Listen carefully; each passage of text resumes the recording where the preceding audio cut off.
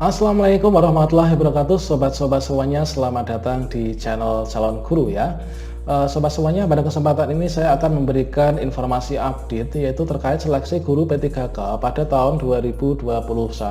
Dan tentunya informasi ini sangat dinanti-nantikan bagi teman-teman yang saat ini menanti-nantikan kapan sih untuk seleksi P3K itu diadakan ya. Nah, di sini kita akan melengkapi video sebelumnya, yaitu tentang seleksi guru P3K, yaitu di sini kita akan bahas terkait dengan penempatan peserta lolos seleksi P3K 2021. Ini adalah berdasarkan pada diskusi antara Kementerian Pendidikan dan Kebudayaan bersama dengan pemerintah daerah ya mengenai seleksi guru P3K 2021.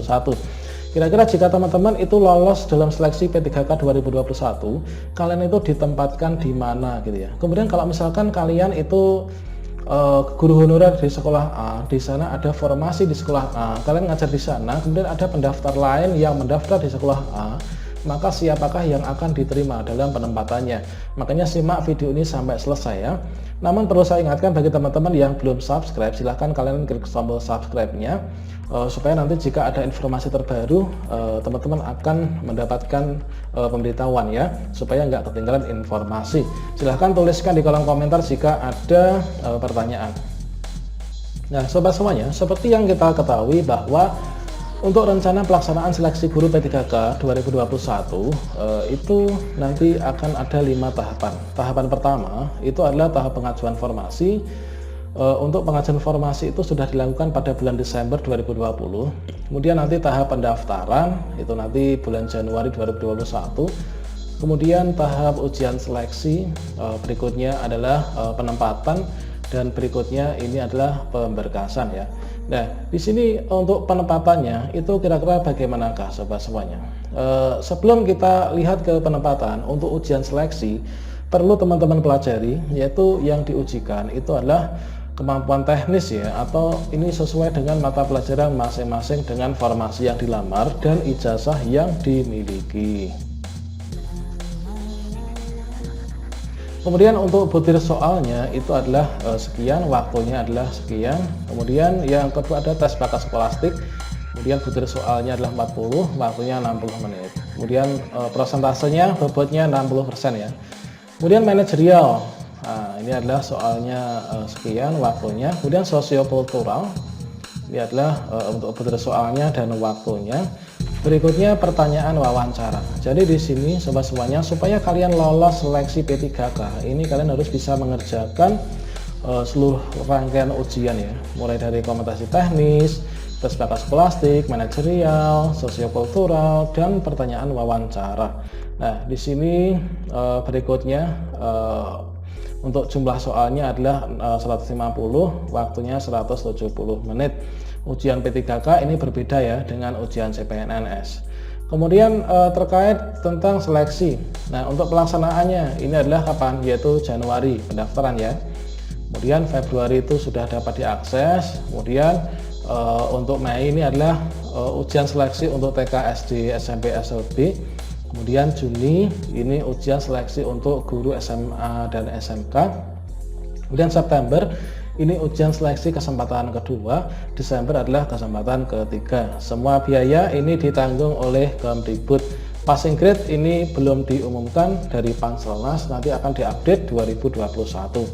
Kemudian tidak ada afirmasi ya terkait dengan passing grade. Nah, kemudian terkait dengan penempatan teman-teman. Jika teman-teman itu nanti lolos, penempatannya gimana? Nah, di sini teman-teman, bagi peserta yang lolos passing grade ini nanti, nah ini perlu kita garis bawahi. Jadi kalian nggak usah khawatir ya. Nah, jika kalian itu ada formasi di sekolah kalian dan kalian itu mendaftar di sekolah kalian, ada pendaftar banyak dari sekolah lain, itu teman-teman nggak usah khawatir, karena di setiap sekolah itu diprioritaskan guru yang sudah mengajar di sekolah tersebut dibandingkan guru swasta atau lulusan PPG yang mendaftar ke sekolah tersebut ya. Nah, ini adalah cukup menjawab pertanyaan kalian pada video sebelumnya ya.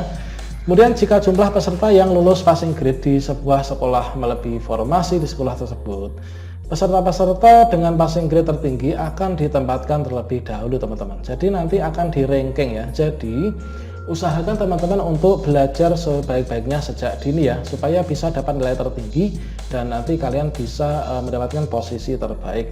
Kemudian peserta-peserta yang tidak mendapatkan tempat di sekolah pilihannya akan di-ranking kembali teman-teman.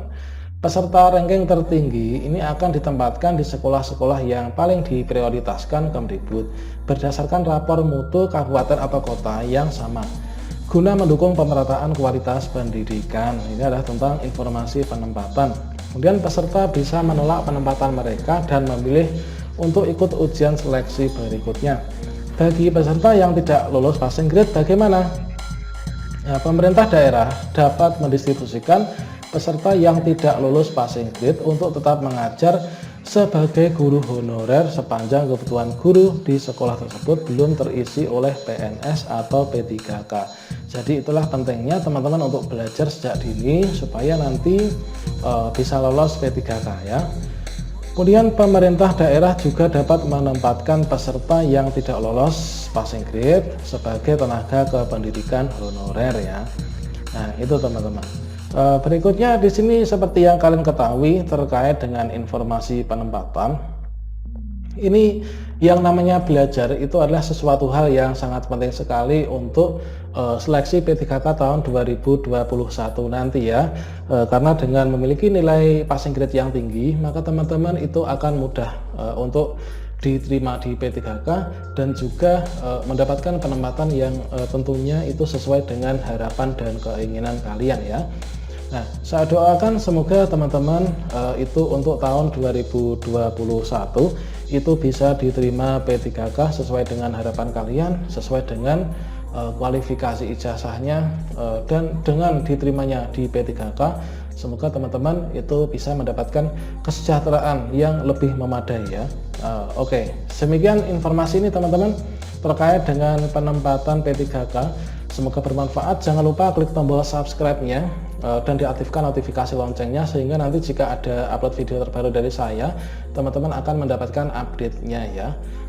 Jangan lupa dibagikan juga video ini kepada teman-teman yang lain supaya yang lain juga mendapatkan informasi yang bermanfaat ini. Sekali lagi saya turut mendoakan semoga teman-teman bisa lolos P3K dengan nilai tertinggi. Sampai jumpa. Wassalamualaikum warahmatullahi wabarakatuh.